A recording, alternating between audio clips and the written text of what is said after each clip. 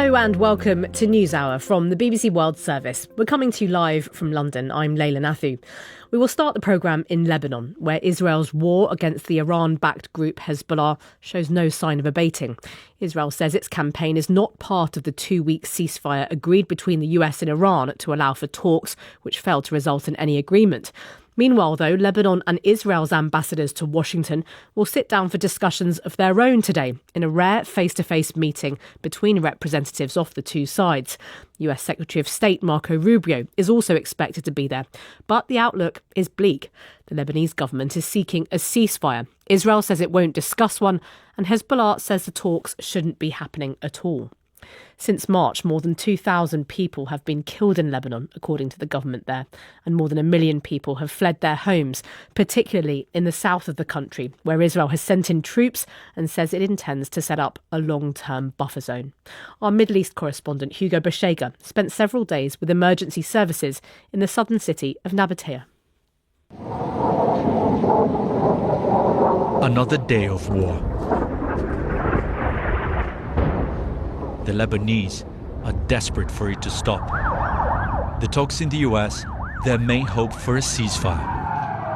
Here, there's no respite. With emergency teams being constantly attacked, every mission for these paramedics is risky. This is the first day of the war. You are a little bit concerned. Why? Because today in the morning, about 4 drone strikes on the cars. They are striking everywhere. The war has taken the life out of Nabatea. Suddenly, they find a pickup truck still burning after being hit by an Israeli airstrike. And a body, unrecognizable, completely charred. Even these men, so used to death, for a moment are shocked.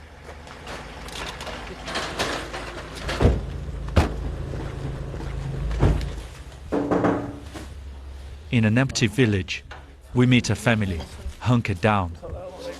The war has forced 1 in 5 in this country to flee their homes, but some have decided to stay. I'm scared that if I leave, we won't be able to come back. And this is something that hurts me a lot.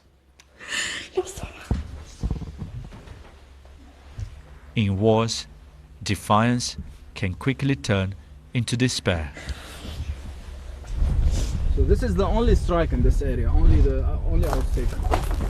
Ali takes us to what is left of the paramedic station, destroyed by an Israeli airstrike. So I'll show you here. A colleague was killed. He was here. Yes. And Israel says some ambulances and some health facilities are being used by Hezbollah. This is a false claim. This is not true. They're trying to hide what they did by saying this. This is the only explanation. Mm-hmm. They've been saying this repeatedly. They don't have any evidence. And you haven't seen anything? If they have any evidence, let them show us. In parts of Lebanon, the rubble of the old war had yet to be removed when this new one started. In a country that is a battleground for others, the idea of a nation is also in ruins. That was the BBC's Middle East correspondent Hugo Bashega reporting from the southern Lebanese city of Nabatea. So, how likely is it that the talks between Israel and Lebanon will yield results? Amal Moudalali is a former Lebanese ambassador to the United Nations, now an international affairs consultant based in Washington, D.C. When I spoke to her earlier, I asked her, could these talks succeed where negotiations between Iran and the US failed over the weekend? These talks are starting with the two main parties that are fighting, Israel and Hezbollah, are against a ceasefire. With the Lebanese government that's starting these talks and had been calling for these talks, is saying that these are preparatory talks, they are not negotiations. And they said yesterday from Beirut that they tasked the Lebanese ambassador to these negotiations with one item agenda, a ceasefire. So it's going to be very, very important for the Lebanese to get a ceasefire, or at least a truce, as some officials said, to be able to continue with these negotiations. Otherwise, you're going to end up with just one session negotiations. But the presence of the Secretary of State, Mr. Rubio, in these negotiations is very important, especially for the Lebanese who pin a lot of hope on the role of the United States in these negotiations, because they hope that the U.S. can restrain Israel and lead it to a ceasefire. So these talks are not really going to make it or break it unless the Israelis stick with their position that there is no ceasefire. Otherwise, Lebanon will not be able to come back to negotiations because of internal pressure. Lebanon is coming to these negotiations to prove that Lebanon is independent and they are not going to be part of the Iranian, American, Israeli negotiations or ceasefire. They're going to be on their own. Just on the role you mentioned there of Marco Rubio, the US Secretary of State, do you think that Lebanon regards the US as an honest broker in these talks this time? Well, they're pinning their hopes on that. They're hoping that the U.S. will play an important role, an unbiased and an honest broker. The U.S., in all its history, said that it is an honest broker in Lebanese, Israeli and Arab-Israeli negotiations. So now it's up to the United States to prove that it is. Yesterday, one official said, American official said, that Israel is not at war with Lebanon, it's at war with Hezbollah. But the Lebanese don't see it this way, especially if you look at the last month.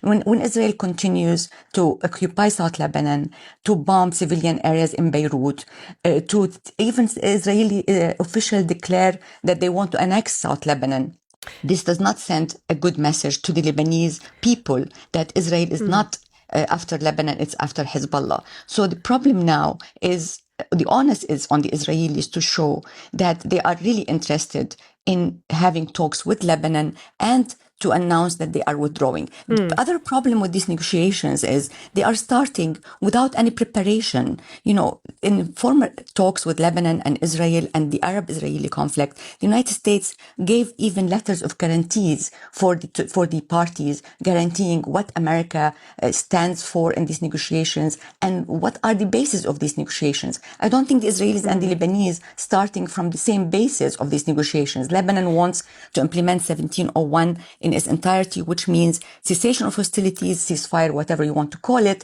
and Israeli withdrawal from Lebanon. The Israelis are talking about a security zone, about a long-term occupation. So there is no basis that was agreed on for these negotiations. And this is where the difficulty is, especially with Hezbollah and Lebanon is threatening and saying that they're not going to be abide by anything that comes out of these negotiations. So the Lebanese government is in a difficult position and it needs help from the United States to make these negotiations move forward. The Lebanese government, you say, is in a difficult position, but it shares the aim of Israel to disarm Hezbollah. Can it do that?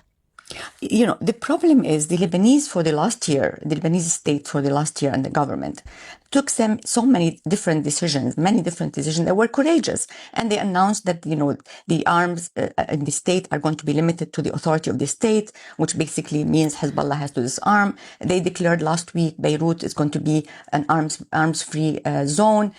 They took all these decisions, but the problem was implementation. And implementation has been very difficult because Hezbollah is refusing to do that. And the Lebanese are scared. There is a big fear in Lebanon, official fear and even on the part of the people, that this could lead to civil war or even, disunity. That's the problem. So the Minister of Culture said it takes time. It's a process. But Lebanon should expedite this process. Also, the other side has to help. That was Amal Moujalali there, a former Lebanese ambassador to the United Nations, talking to me earlier. Well, what about the view from Israel? Dr. Ophir Falk is a foreign policy advisor to the Israeli Prime Minister. With Israel ruling out a ceasefire going into the talks, I asked him what it could offer. Well, Israel has agreed to conduct direct negotiations with Lebanon. Lebanese government requested these negotiations, and we're game to do that. The two main objectives of these negotiations are, one, to dismantle Hezbollah. That's a mutual goal for Lebanon and for Israel. And two, God willing, forge a real peace between Lebanon and Israel.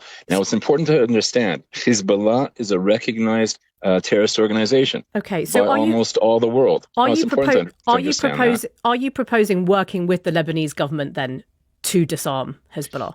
Yes, well, we actually had a ceasefire agreement in November 24 that called, with the Lebanese government, that called for the Lebanese government to dismantle Hezbollah and to demilitarize southern Lebanon. That was the deal. That was the ceasefire deal in November 24. That didn't happen. And that didn't happen either because of lack of will or because of lack of capability of the Lebanese government. But the fact is that it did not happen. And we were forced to go back and fight Hezbollah after they opened fire on our civilians. They're shooting our civilians in northern Israel. They're shooting cluster bombs and missiles into our city centers. It's a genocidal terrorist organization. And if we've learned one thing from the October 7 atrocities, is that Israel will not allow genocidal terrorist organizations anywhere near our border. And we are implementing that lesson right now as we speak. You mentioned the ceasefire deal of 2024. You continued actually attacks on Hezbollah, what you said were Hezbollah positions, despite that ceasefire deal. Why should Lebanon trust you this time? Well, just a second. Let's clarify that and try to be accurate. That was in complete compliance with the agreement of the ceasefire. If there was an imminent threat from Hezbollah, when there was, we would take them out, and that's what we did.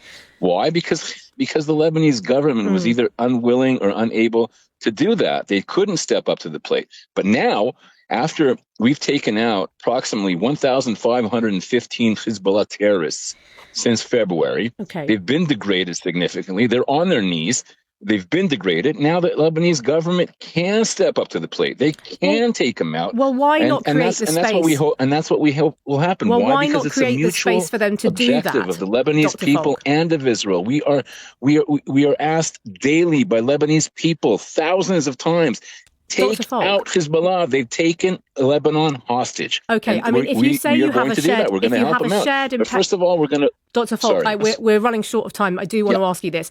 If you say you have this shared imperative, this shared aim of disarming Hezbollah, why not create the space for the Lebanese government to have a go at disarming them rather than launching massive strikes? They killed 300 people, more than 300 people last week, for example, a huge displacement of Lebanese people in the south of the country. It's putting the Lebanese government under intense pressure. The Lebanese government are more than welcome to tackle Hezbollah. And out of those 300 people that you mentioned, 250 of them were Hezbollah terrorists. They thought they had immunity by using civilians as human shields. That was Dr. Ophir Falk there talking to me earlier, a foreign policy advisor to the Israeli Prime Minister. And those negotiations between Lebanon's ambassador to the US and Israel's ambassador to Washington, which are taking place now. You're listening to the BBC World Service. This is NewsHour. Coming up, a BBC investigation uncovers evidence that suggests Greek police have been recruiting some migrants to force other migrants back across the border to Turkey. My daughter was wearing a diaper. They took it off. She was terrified and crying. He was pushing her while removing it. He didn't care if she was a child. And some headlines for you this hour. The International Monetary Fund has warned that the war in Iran risks pushing the global economy into recession. Ship tracking data shows at least 4 Iran-linked vessels have crossed the Strait of Hormuz since the US began blockading Iranian ports on Monday. And the Italian government has bowed to domestic pressure to suspend a long-standing defence agreement with Israel.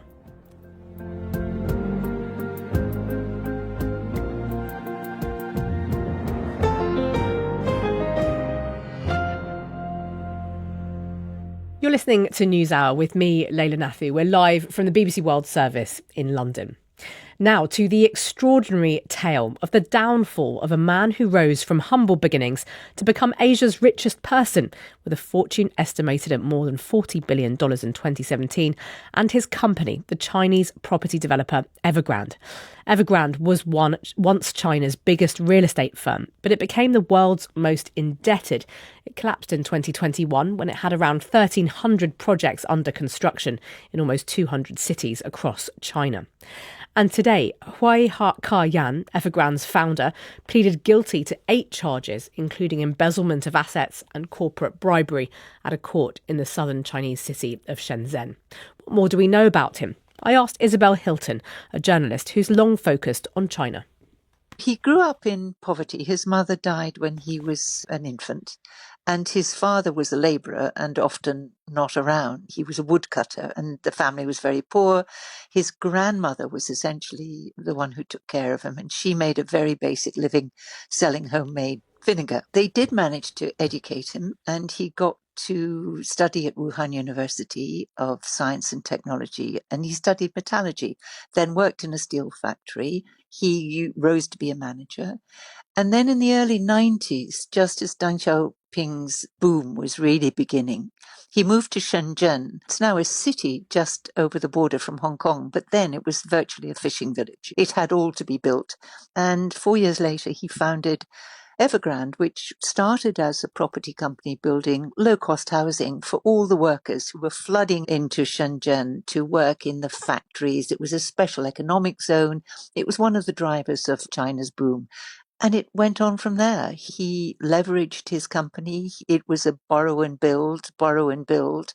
And he just rode that wave till he became this massive tycoon and did all the things that tycoons do. He bought private jets. He bought London's most expensive property. He bought a football team. He hobnobbed with Prince Andrew. It was pretty much the biography of that era. And the company Evergrande had expanded aggressively by borrowing aggressively. But actually, the trigger for its collapse was measures introduced by the Chinese government because of their concerns about the sector. They had something like 20 years of aggressive expansion, and it worked because the property market just kept going up. And so borrowing to build made sense because you got the money back until you didn't. What was the impact on China's economy of it all coming crashing down for Evergrande? It was very serious. And in fact, Evergrande survived as long as it did because the government didn't want a massive crash, not least because the middle classes in China, there would be an ordinary middle class family who would be living in one apartment,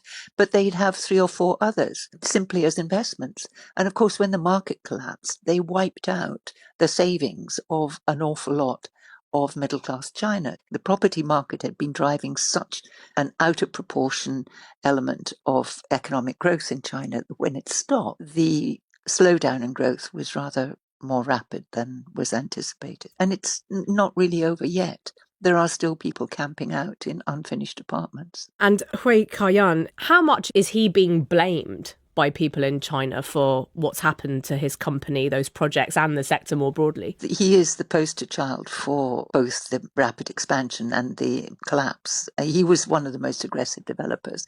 That said, I think it was very unlikely that he would escape some kind of retribution, mainly because the government needs somebody to blame when something as big as this happens. They were overrepresenting their profits. They were less than honest as they were trying to raise more money just to postpone the day when they collapsed. I don't think he was substantially different, except in scale, from many other Chinese businessmen and certainly Chinese property developers, frankly. That was journalist Isabel Hilton talking to me earlier. On to a rare bit of hope for the world's endangered species now. Numbers of Africa's mountain gorillas have been slowly increasing thanks to conservation efforts. The Bwindi impenetrable forest in Uganda is one of the few remaining places where the gorillas live in the wild. The BBC's Myra Anubi managed to find her way in and sent us this report.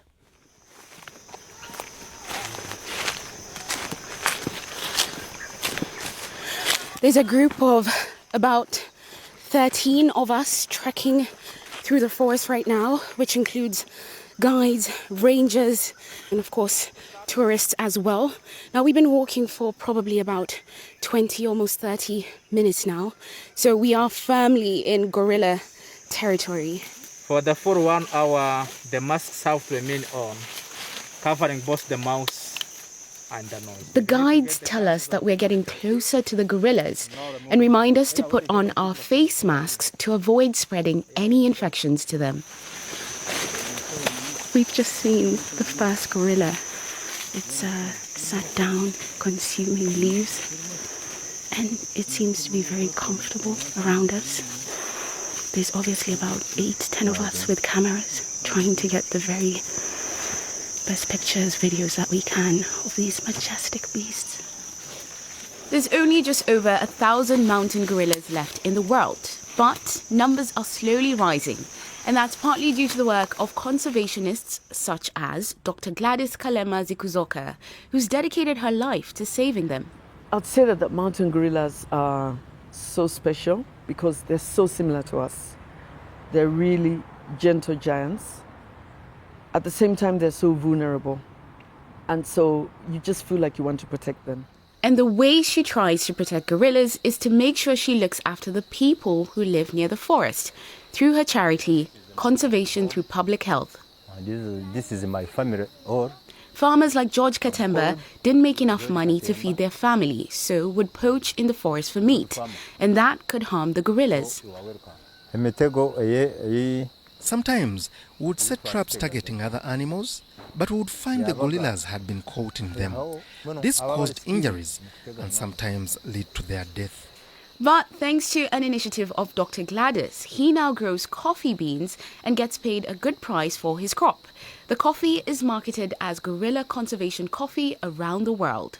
How has coffee farming changed your life? In the beginning, I stopped depending on poaching and hunting animals. Now, as you can see, my children have clothes. I can pay school fees and I have enough food to support my family. It has truly transformed my life.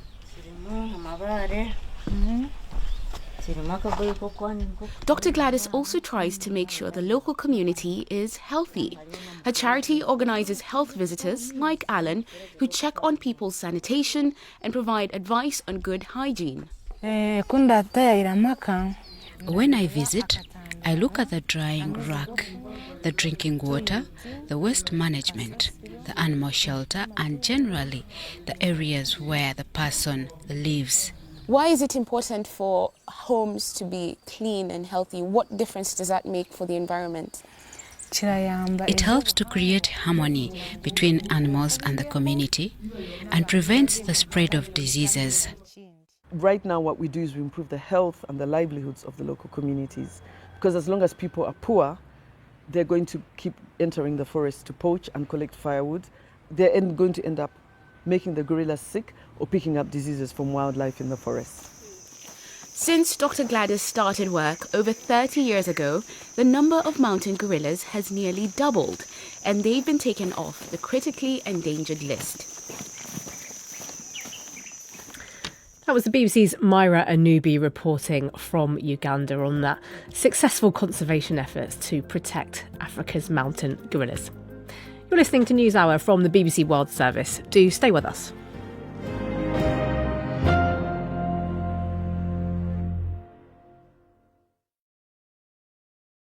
Welcome back to NewsHour. Remember when Hollywood star Timothée Chalamet recently said this at a CNN Variety town hall event? I admire people, and I've done it myself, to go on a talk show and go, hey, we got to keep movie theaters alive. You know, we got to keep this genre alive. And I don't want to be working in ballet or opera or, you know, things where it's like, hey, keep this thing alive, even though no one cares about this anymore. All respect to the ballet and opera people out there. I just lost 14 cents in viewership. Well, his dismissal of those two art forms has had the effect of boosting ticket sales at Britain's Royal Ballet and Opera in London. That's according to its head, Sir Alex Beard. I spoke to him a little earlier and I asked whether his heart had sunk when he first heard those comments. No, actually, quite the opposite. I mean, apart from anything, 20 to 30-year-olds are, along with 60 to 70-year-olds, the largest slug of our demographic. And we've got 110,000 young RBO members signed up to it. So, no, the youth of today's voice is, they vote with their feet. No, I just thought, this is brilliant. This is a fantastic opportunity. Right. So you sensed an opportunity then? Absolutely. To surface, what it is that we do, which is to shine a light on the emotions that unite us all through some of the greatest works of art ever made with extraordinary talent. And to use that to invite people to have their say about how they feel about ballet and opera. And, I'm obviously delighted that people, went absolutely off the scale on social media. It was a brilliantly heartening moment, I think, for all of us in the worldwide ballet and opera community. And just final thing for me is that, today is when we launch our 2026-27 season. And the interest that's already gathering around that with a program of world premieres and new productions for everyone is just fantastic. So I think, as the Times sub-editor put it, cheers, Timmy. So did you do you think this was an organic sort of momentum that grew behind your ticket sales, or was it something that you actually sought to exploit and thought, hang on, we can turn this into a promotion? Yeah, well, no. I think we look. It just drew on some things that we've been seeing already. So there's been this marvelous time travel that we've been on since the pandemic, where over the last 5 years, on average, everyone in our audience has got about 8 months younger. And I think that's because there's a huge desire and craving for people to come together in a shared space to reflect on what it is that unites us, particularly in this polarized world, and to look for truly extraordinary experiences. And all of that is absolutely the space that we inhabit, the cultural space that we inhabit. And so I think what Timmy was perhaps referring to was those old hoary cliches about the art forms. And actually, thankfully, what that did was provoke an authentic and wonderful reaction from all of our community. That was Sir Alex Beard there, head of Britain's Royal Ballet and Opera in London, speaking to me earlier about the effect of Timothée Chalamet's comments on ticket sales for ballet and opera in London.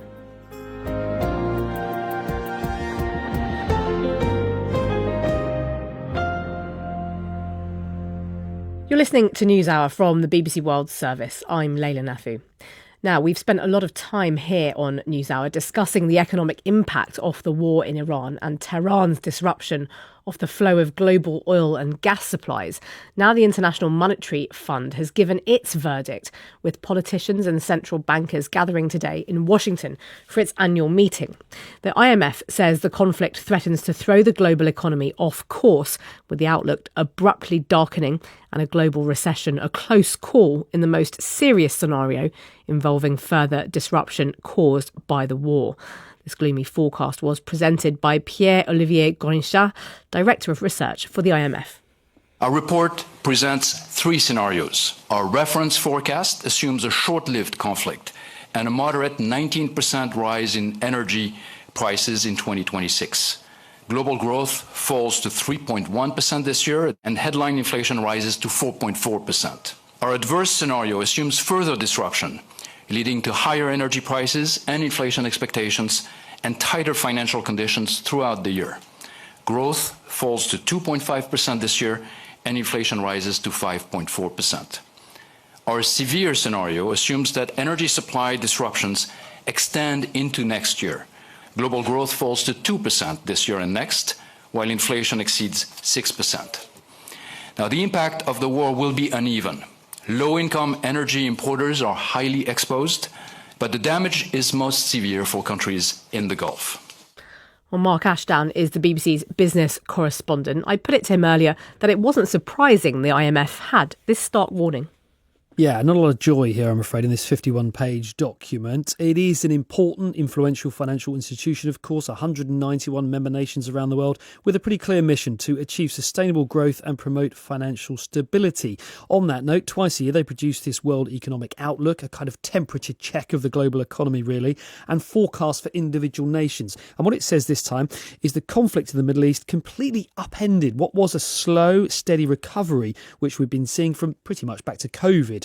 A few buffeting factors, the Russian invasion of Ukraine leading to an energy spike, a spike in inflation, and of course Donald Trump's trade barriers. Notwithstanding all of that, the global economy had been remarkably resilient, it said, but again is being severely tested. The IMF modelled three scenarios, a moderate, adverse and severe picture, and depending how it develops, if that worst case happens, this conflict drags on for months, years, it says we're running very close to the risk of a global recession next year, and that incidentally has only happened 4 times since 1980, the last of course being during the pandemic. Right, so a global recession, but presumably within that different countries could be affected Yeah, absolutely. We're not talking winners and losers here. We're talking losers and even worse losers, really. And the UK, frankly, is at the bottom of the pile when it comes to leading economies. The best case growth estimate they give us is a cut now from 1.3%, which they predicted back in January, just before this war, to 0.8% this year. The reason? Well, the war, of course, fewer rate cuts, interest rate cuts, which we have been expecting,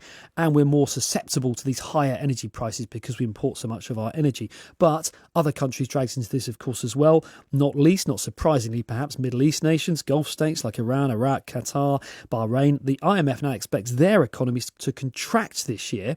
And overall, it's downgrading global growth in the best case scenario to 3.1% for this year. In the worst case, though, it could cut to 2.5% or below. And anything less than that is classed as a global recession. And does this sort of warning, these forecasts, does it increase pressure really on governments around the world to come up with ways of responding and really get their planning together? Yeah, absolutely.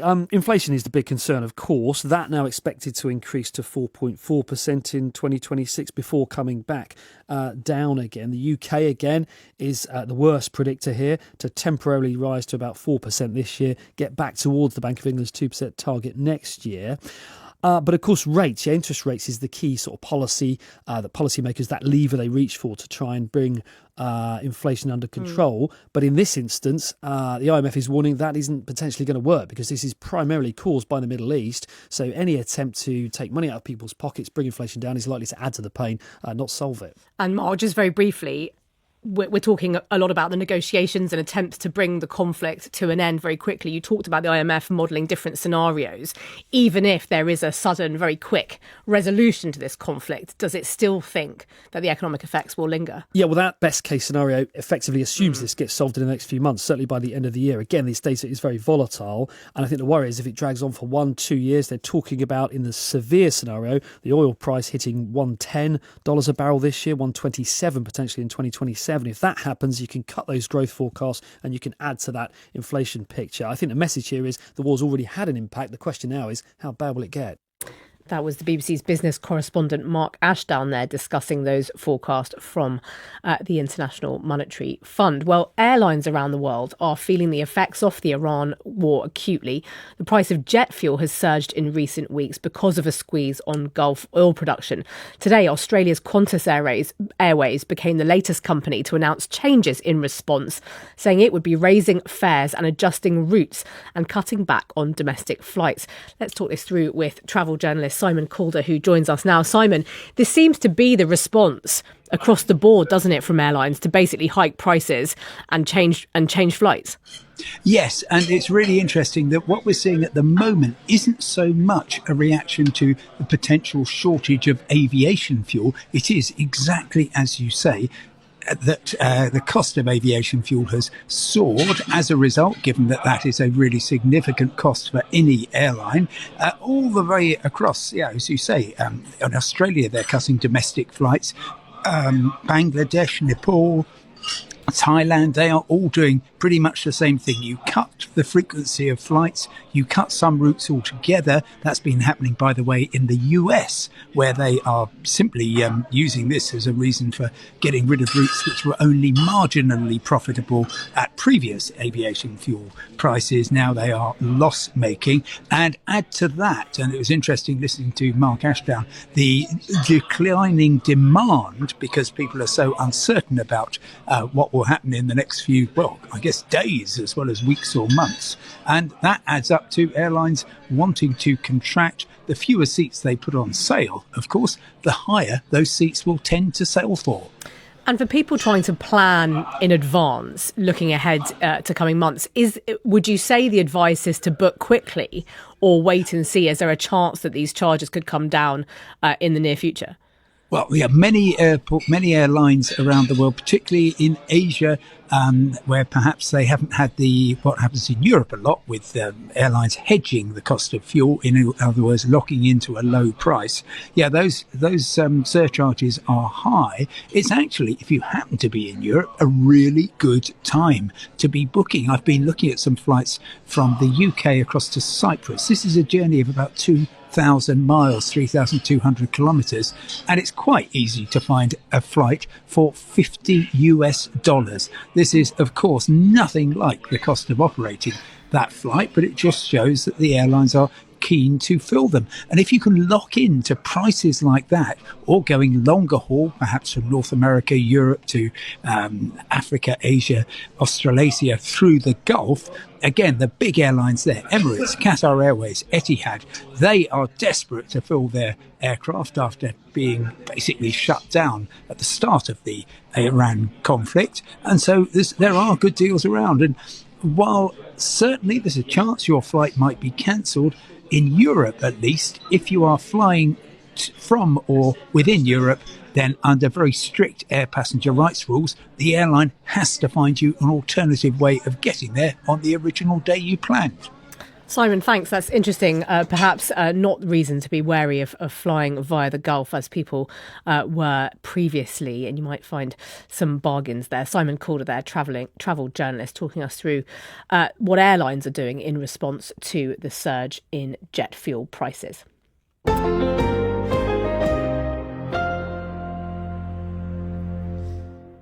Now, making conversation with strangers at a social occasion, or if you're thrown together somehow, it might come naturally to you, or you could find it incredibly painful.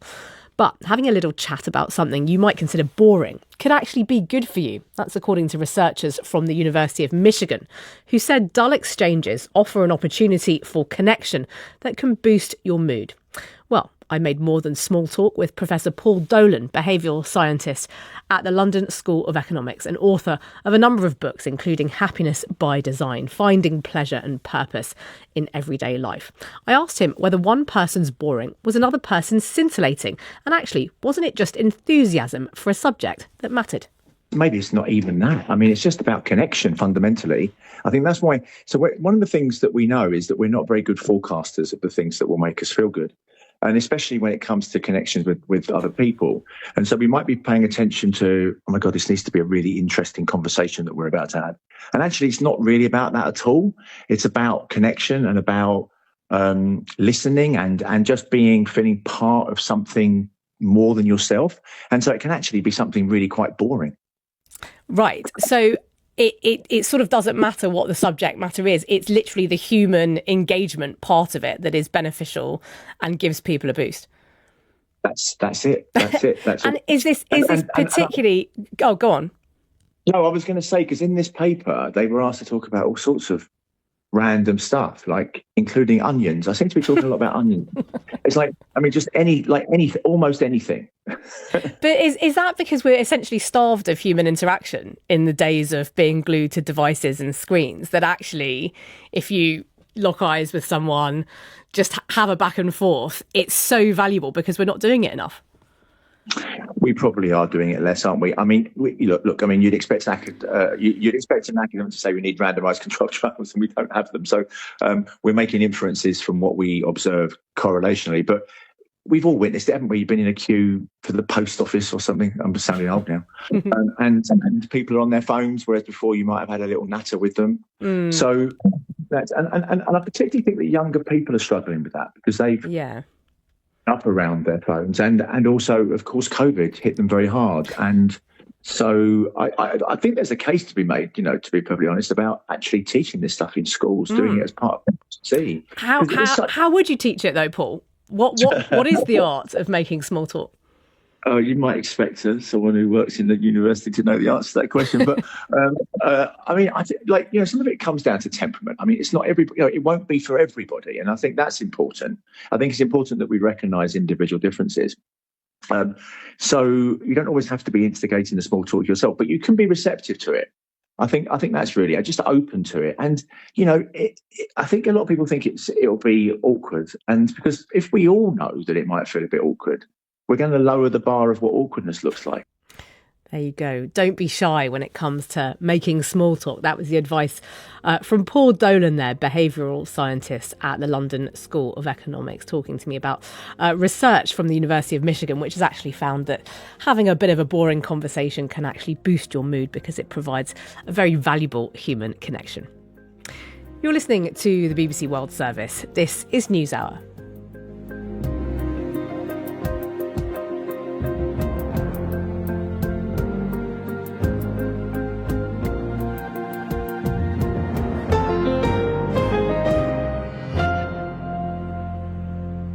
listening to NewsHour from the BBC World Service. I'm Leila Nathu.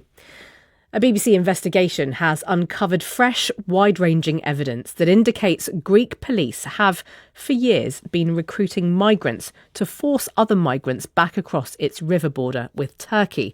So-called pushbacks are widely considered illegal under international law. The Greek Prime Minister told the BBC he was totally unaware of the allegations. Our Europe correspondent Jessica Parker has the story. And just a warning, her report does contain some descriptions you might find distressing. Hi, we are all coming from Turkey. A woman films herself in front of a group of migrants huddled under a tree. We have women, children here. It's June 2023. They're declaring that they've crossed the Evros River from Turkey into Greece and making an appeal.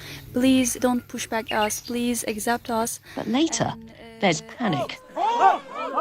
Masked men are running down a track towards them. A report by the EU border agency's independent investigator found that, on the available evidence, the masked men are migrants themselves, armed and acting under Greek police orders. Their job here? To force other migrants onto boats back to Turkey. This is a story about so-called mercenaries. Greece's northeastern region of Evros. Folk musicians busk in local cafes.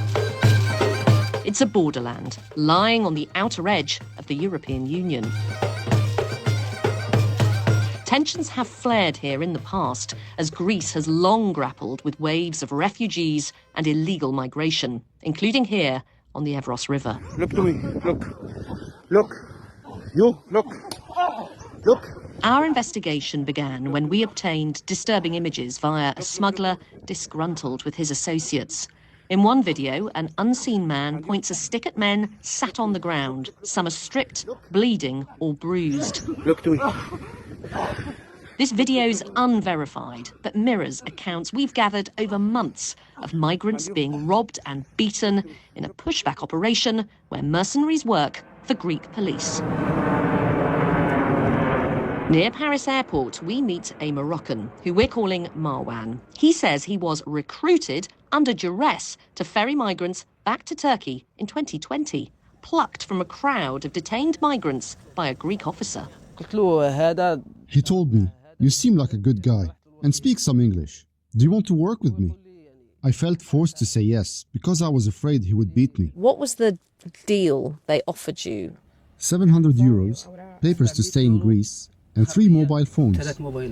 Marwan denies being violent to anyone, but says he witnessed the worst beatings down by the river. The reason they beat them so much in that spot is to scare the migrants, so they won't try to come back to Greece again.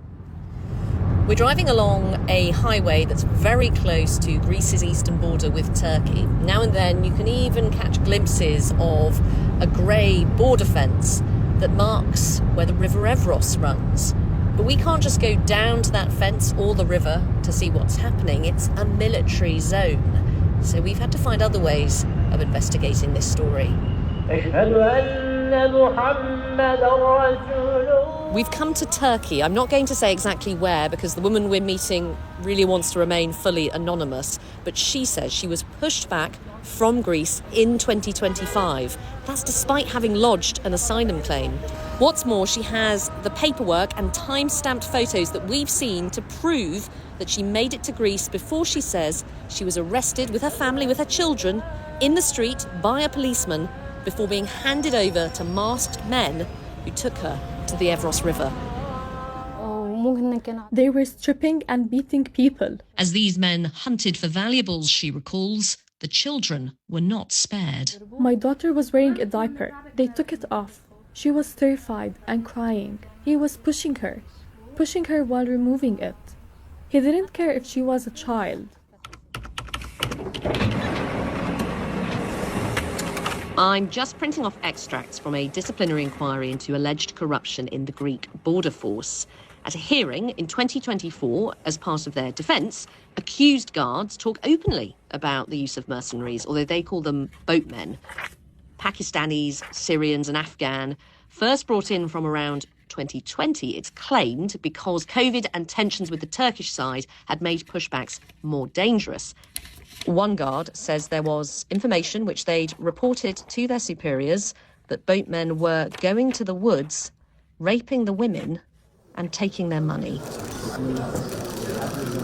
We have been trying for weeks and weeks to get a response from the Greek government about all of this, but we've had nothing official back. So we've come to a summit in Brussels to see if we can speak to the Greek Prime Minister. Prime Minister, has Greece been using migrants to do pushbacks in Evros? Prime Minister, why won't the Greek government talk to us? Prime Minister Kyriakos Mitsotakis didn't take any questions from reporters that morning, but did come back more than 12 hours later, and we were waiting. We've been investigating allegations that Greek authorities have been using migrants to push back other migrants to Turkey in Evros. Are you aware of these allegations? Will you be looking into them? I am totally unaware of these allegations, but I would like to make a point. Greece is protecting its borders. It is. Hold on a second. It is my obligation. To ensure that the borders of the European Union are protected. I'm going to be unapologetic about these policies, and I would like to inform you that all the members of the European Council, through their conclusions, have made it very, very clear that we will not allow a massive influx of migrants and refugees into the European Union, and we will not repeat the mistakes of 2015. So are you saying that pushbacks... Thank you very much. Sorry, Prime Minister, but these allegations are very serious. Serious violence, mistreatment of people. He walked away. Radio Evros plays as we drive through this remote region. Borders and attitudes have hardened a decade on from the peak of the migration crisis. But there's more to this frontier than steel fences, a wild land with a river of secrets. That was our Europe correspondent, Jessica Parker, reporting. Just time to return to our top story before we go. The US is preparing to host the first high-level peace talks between Israel and Lebanon in over 30 years. In the past hour, foreign ministers from 17 countries, including the UK, have urged Israel and Lebanon to seize this opportunity ahead of the talks between the two countries in Washington. Britain's foreign ministry posted that statement, the ministers' joint statement, saying direct negotiations can pave the way to bring lasting security for Lebanon and Israel, as well as the region. And that is all from us here at NewsHour. From me, Leila Nathu, and all of the team at the BBC World Service. Thanks for listening.